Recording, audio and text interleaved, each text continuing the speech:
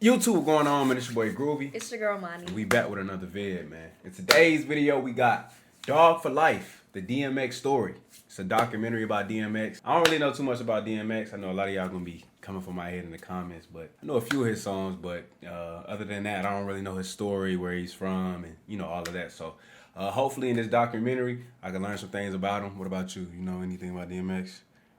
Some of his songs and some movies that he was in. Oh, he was in like Cradle to the Grave. Oh, he was an actor? I don't know what you would call somebody like that. Like, what you mean? He was like an all-around entertainer, actor, movies? Yeah. Oh, wow. I guess. Like, he mainly did music, though, of course. Yeah, okay. But yeah, before we hop into the vid, man, like the video, comment down below any other people y'all want us to react to. You know what I'm saying, man? And last but not least, subscribe. Let's hop straight into it.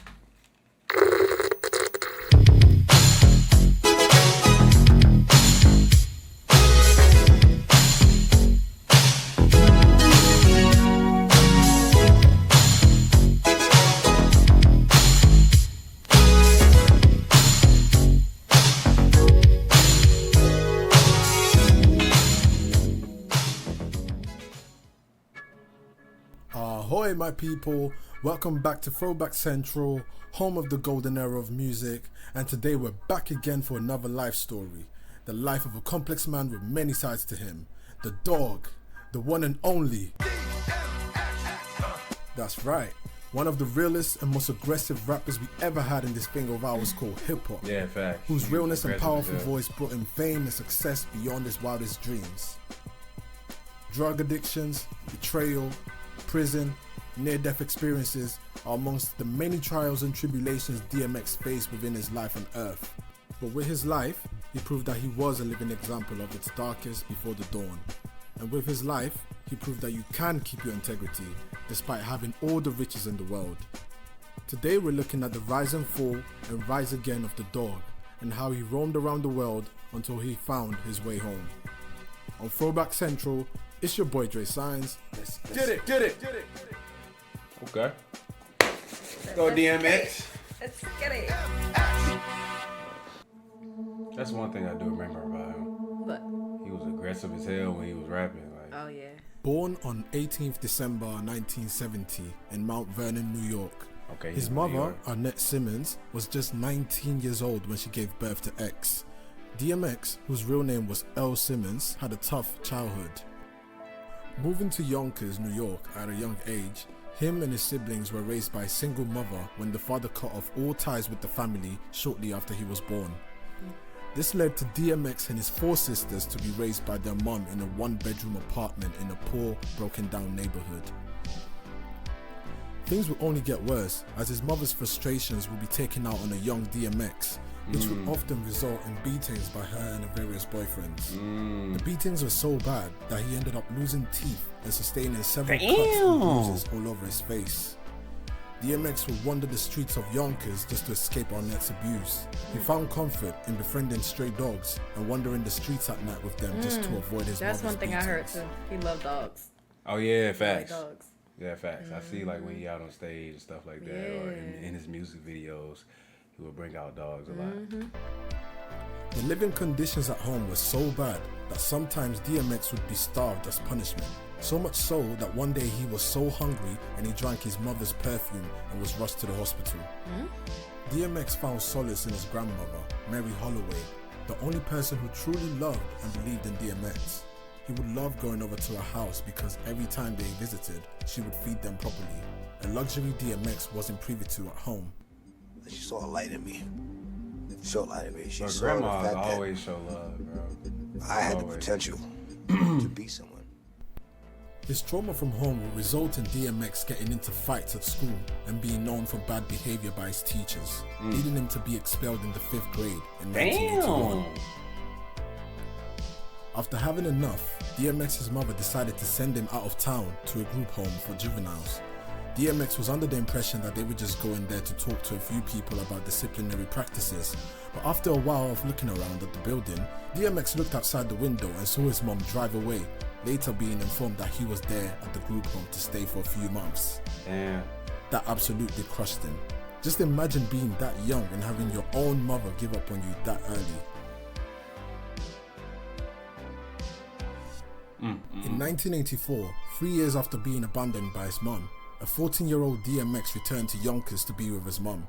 But by that time, she already had more kids and said that she couldn't take care of him anymore. And from then on, DMX was left to fend for himself. Damn. From sleeping on friends' couches and roaming the dangerous streets of New York, this is how DMX would live for the next few years of his life. By that time, DMX would fall in love with hip-hop and beatboxing, with rap acts such as Run DMC and Grandmaster Flash bringing hip-hop to the forefront. However, Ready Wrong would be the person to introduce one of DMX's biggest demons to him: crack. Whoa. Ready Wrong would lace up a joint with crack, claiming it was only weed. He would then get DMX to smoke with him. So they was lacing him? Nah. What?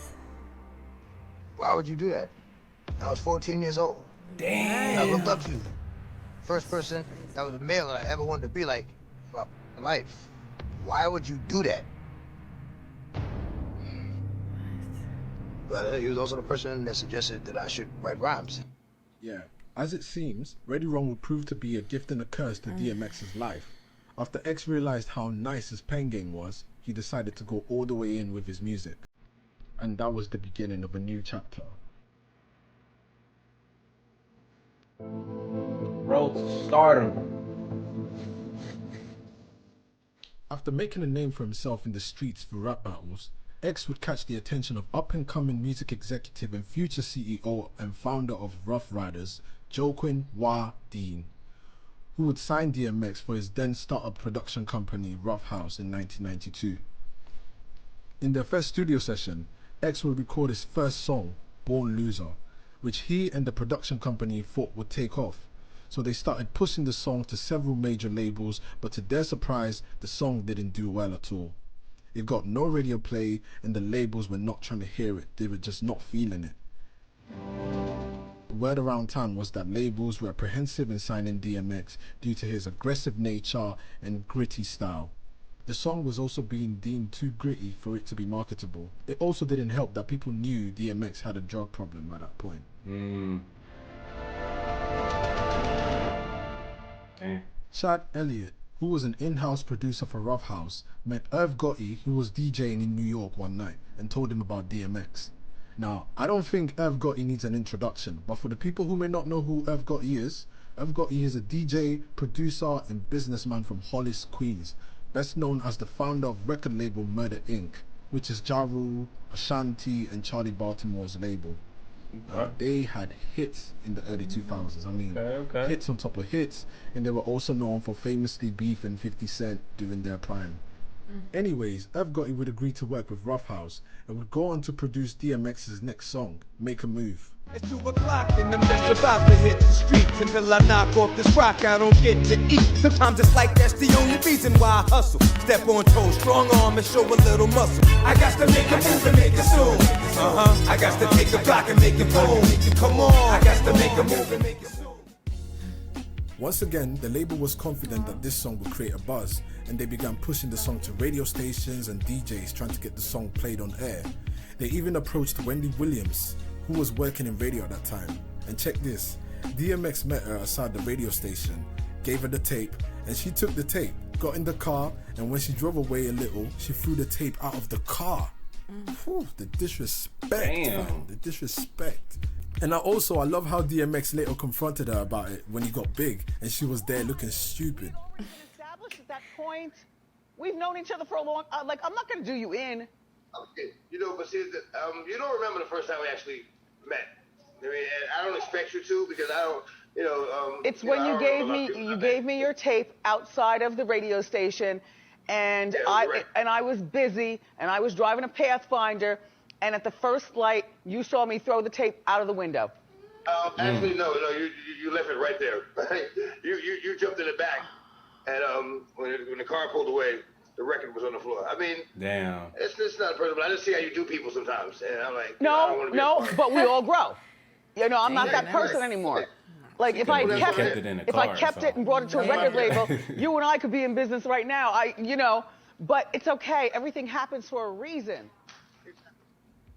I swear, these industry people be so fake sometimes. Like, they be hella fake. Actually, people in general are just fake, you know? Yeah. And it's just crazy how people change when you become somebody. Unfortunately, though, Make a Move proved to be another unsuccessful single for DMX. It was tough for the ex, man. Things got even worse because his then girlfriend, Tashira, had a baby on the way and they had no money. So DMX, frustrated with his musical failures and financial problems, turned to the streets and started robbing people along with his dog. Damn. Which he also stole, by the way. And then unknown producer Spitz Beats, who was Wah and D's nephew. The two became real close and started hanging out a lot. DMX was a madman. Like, imagine stealing a whole Rottweiler and then turning it into your literal partner in crime. Damn. Only DMX, man.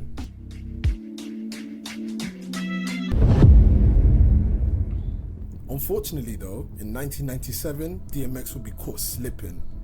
While hanging out on the block, a group of guys attacked and critically injured DMX, beating him till near death over a chain that DMX robbed previously. Funny thing is, DMX didn't actually rob the guys that were beating him. He robbed the guy that robbed them of the chain. So naturally they thought DMX was responsible, you know? Yeah. So, you know, it makes sense from their part, but, you know, yeah, circumstances get funny sometimes, but yeah, that's what went down. Anyway, DMX was rushed to hospital and had his mouth wide shut for weeks, barely able to speak. At that point, Irv Gotti was able to secure a role as an A&R at Def Jam and would tell then label president Lyor Cohen about DMX. After insistence from Irv Gotti, the two would drive to Yonkers to meet DMX at a studio, where DMX walked in all bruised up, mouth still wired shut, and started freestyling for them. Okay. Rhyming like this. I don't walk a stalk, living feel like park, shutting down underground streets of New York. And I could hear the breaking of the wires. It was so obvious and so compelling. If my mother was in the studio, she would have pulled me aside and said, he's the one. After being impressed with DMX's skills and dedication, Leo would immediately sign him to Def Jam, and X started to work on his debut album. It took DMX 13 years to get a record deal. It seemed like his career was finally beginning to go somewhere. So, I thought it was some Kanye through the wire type shit. Mouse.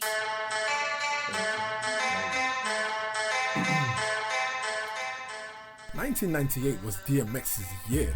In February of that year, he was finally able to release his debut single on the major label, which was Get At Me Dog. And let me tell you right now, fam, the intro of that music video is legendary. It's like DMX's introduction to the game, like, yeah, I'm here. It goes, doo, doo, the tunnel, doo, doo, New York City, doo, doo, DMX. And then you hear, let's take it back to the streets, mother.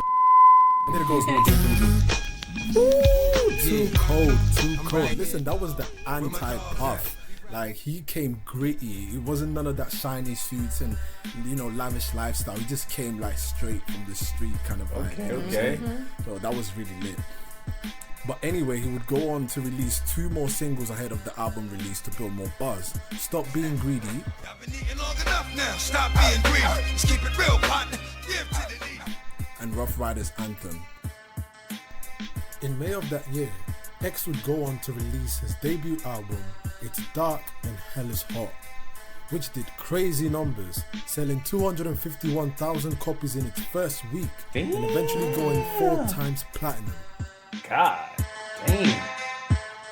Def Jam president Lyor Cohen was so pleased with the success of the album and wanted to capitalize on the crazy buzz. So he ordered another album to be released on that same year. And not long after the release of the first album, DMX started working on his second album, titled Flesh of My Flesh, Blood of My Blood. That album also spawned 2 singles, Slippin', which is one of my top 3 DMX songs of all time. Like, that's one of my favorite songs of all time.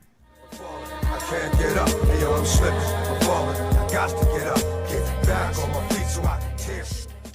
And also No Love For Me. Ain't no other cat got love for me. Ain't no cat gon' bust love to me. Ain't no cat gon' shed love. Flesh of My Flesh, Blood of My Blood was also a major success, selling over 670,000 copies in its first week and eventually going 3 times platinum. It's worth also mentioning that in 1998, DMX would act in his first film, Belly, along with Nas and with Hype Williams serving as the director. That movie is just a straight classic. If you don't know about that movie, you're just not a hip hop fan. That's for sure. Belly, that's a hood classic. You should definitely know about that one. Now, I was only a 1-year-old when all this went down, but I can only imagine how big DMX was at the time. Because releasing 2 albums in 1 year and both of them going 3-4 times platinum is not easy. That's crazy. It's not easy. Like, I can't think of any other artist who did this, like, for real. This guy was a workaholic. Damn.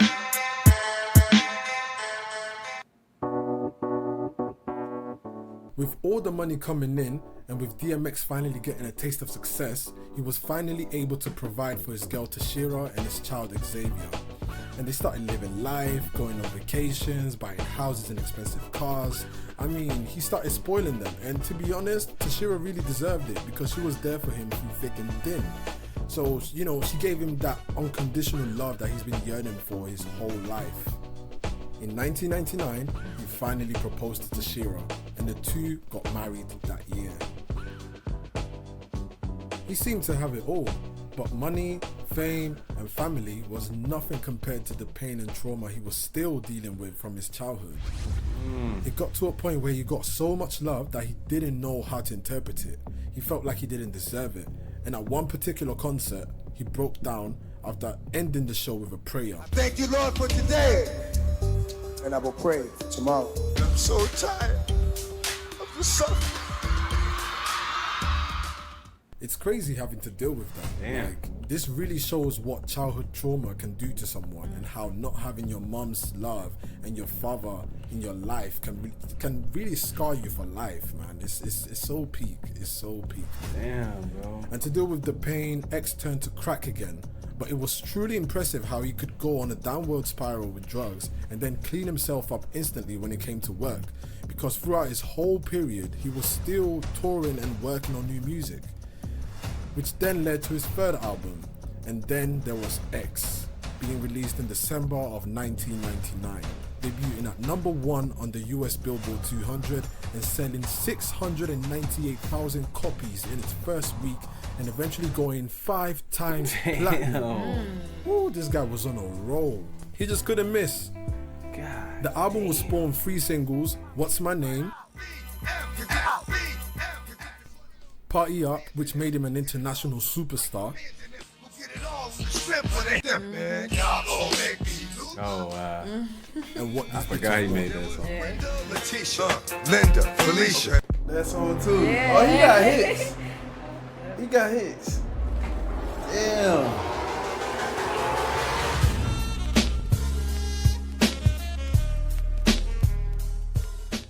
In 2000, DMX would secure a 3-picture contract with major movie company Warner Bros. And with that, he acted on films with bigger budgets such as Romeo Must Die, Exit Wounds,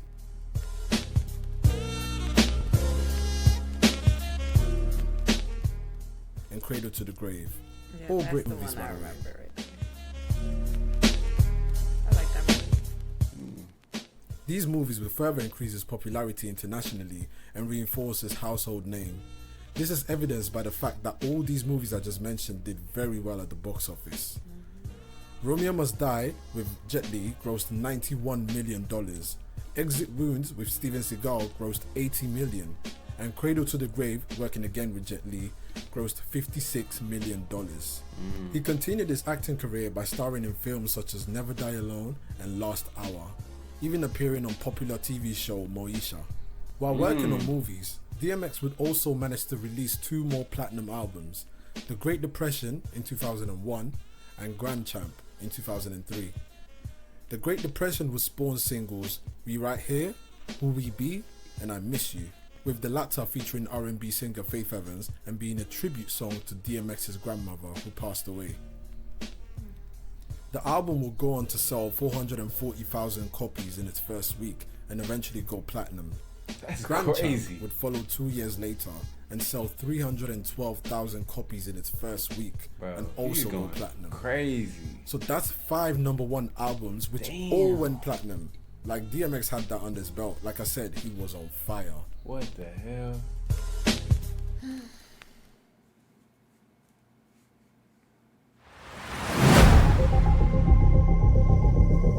Let's see.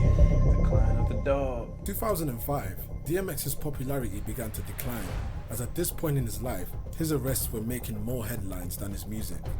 He was in and out of jail, with his charges including animal cruelty, possession of drugs, assault on a prison guard, driving without a license, and carjacking. Damn, carjacking. His marriage also began to experience serious problems as he started to cheat on his wife Tashira and fathered multiple kids with other women. Damn. This would cause more legal problems with child support.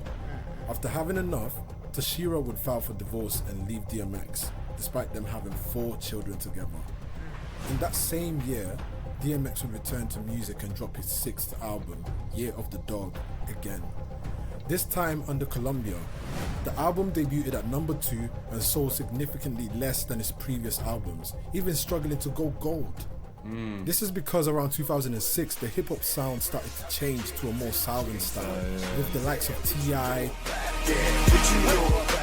Lil Jon, Gucci Mane, and Crime Mob taking over the rap game.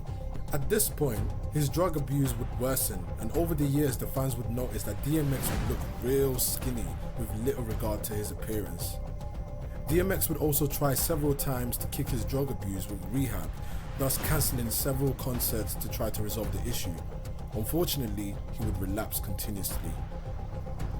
At the same time, X would try to appeal to the new generation with a few more albums, but unfortunately failed to chart. The dog was down bad. Damn.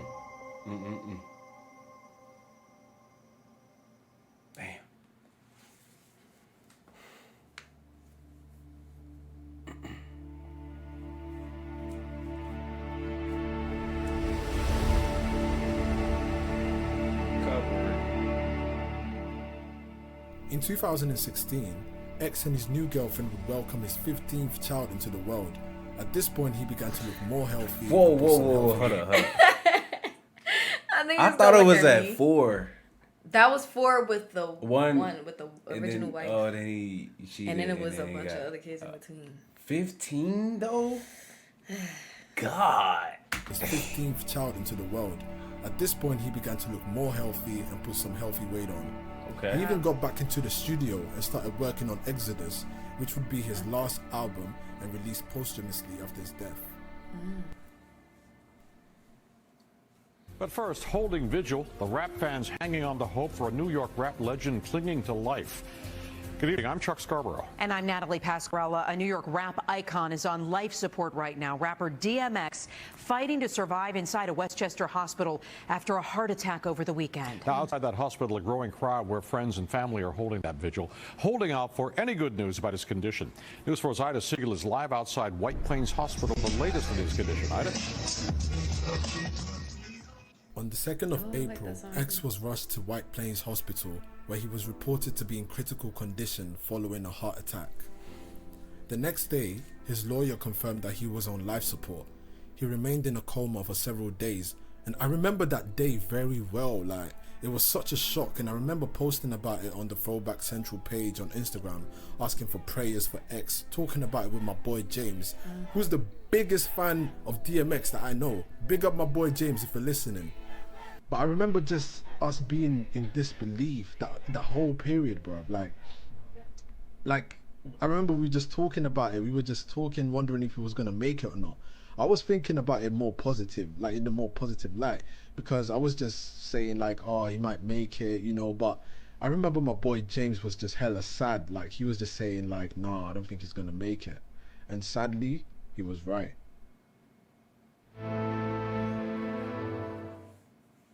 On the morning of 9th April 2021, after being in a coma for a week, DMX lost functionality in multiple essential organs and muscles, specifically his brain, liver, kidneys, and lungs, and was sadly pronounced dead shortly after at the age of 50.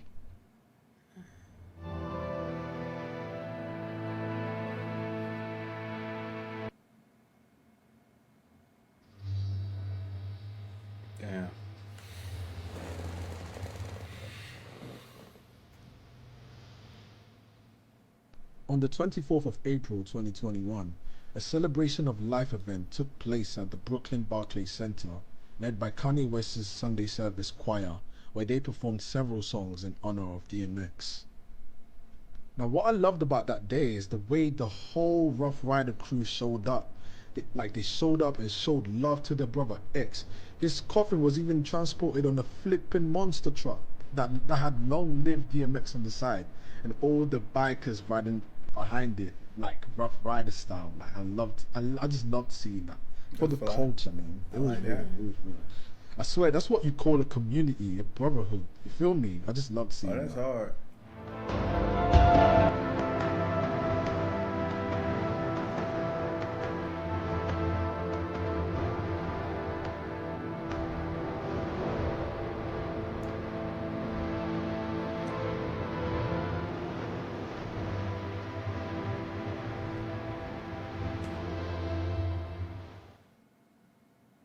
Many celebrities were in attendance. Nas, Lil Kim, Alicia Keys, Swiss Beats, leader of the Nation of Islam, Louis Farrakhan, and more. His wife, baby mamas, girlfriend, and all of his kids got on stage to give emotional speeches, as well as Wah, D, his right-hand man Dragon, Jada Kiss, and the Locks, and more. I honestly believe DMX was put on this earth as a testament to how far you can go if you stick with God. With the way his life started, you'd think he'd really have no real chance at life, but he achieved so much and lived a life that most of us will probably never get to experience. After so many obstacles and demons he had to fight, he never left God's side, and he was still a very religious man reading his Bible every day. You've got to admire that. You really got to admire that, because he was fighting some serious demons, man, and he made it clear in a lot of his songs. And that's what we all loved about him. That's also what's missing from the game today, that transparency, that realness that we got from X. All these new artists today are too busy putting up a facade, trying to be perfect and trying to appear in a certain light, but X reminded us that it's okay to be in the limelight and be human and mess up every now and then. Because if you're real, the fans and the world will always stick by you. Thank you, X, for the prayers, your wisdom, and for the music. May you rest in peace.